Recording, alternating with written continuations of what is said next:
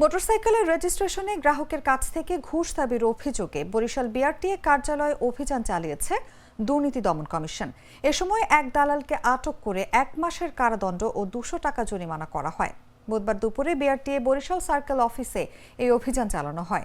অভিযান চলাকালীন অফিসের কোনো কর্মকর্তা উপস্থিত ছিলেন না। দুদকের বরিশাল সমন্বিত জেলা কার্যালয়ের সহকারী পরিচালক রাজকুমার সাহা বলেন, মোটরসাইকেলের রেজিস্ট্রেশন করতে আসা গ্রাহকদের কাছ থেকে ঘুষ দাবির অভিযোগে বিআরটিএ বরিশাল সার্কেল অফিসে অভিযান চালানো হয়।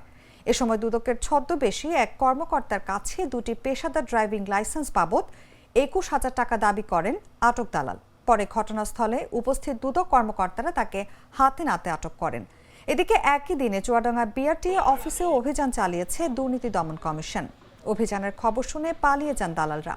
এ সময় অফিসের কয়েকজন কর্মকর্তাকেও দুদক টিম সেখানে পায়নি।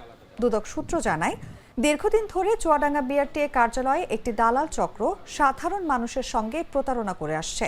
এমন অভিযোগের ভিত্তিতে অভিযান পরিচালনা করা হয়। দালাল সিন্ডিকেট এবং অফিসের কোনো কর্মকর্তা কর্মচারী এই চক্রের সঙ্গে জড়িত আছে কিনা তা খতিয়ে দেখা হচ্ছে।